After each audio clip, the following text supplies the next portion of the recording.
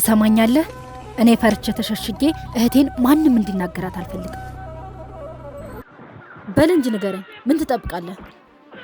እንደ ረግቶ ማሰብና ልክ እንደ ዝምታ ወርቅ ከየት ይገኛል ትለኝ ነበር አያቴ።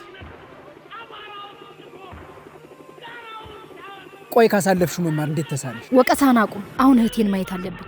በእኔ ምክንያት ምንም እንድትሆንብኝ አልፈልግም። እስኪ አንድ ጥያቄ ልጠይቅሽ። መቼ ነው ልትሰክኝ አሰብሽው?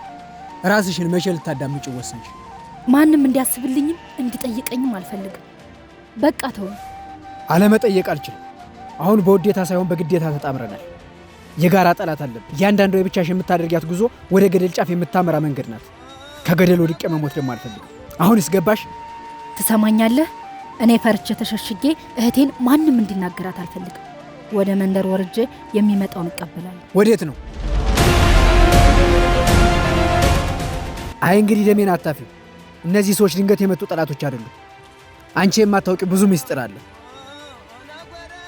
ሚስጥር? የምን ሚስጥር? እሱን ሄደሽ እህትሽን ተቀበርሻት በኋላ መጥተሽ ትጠይቂዋለሽ።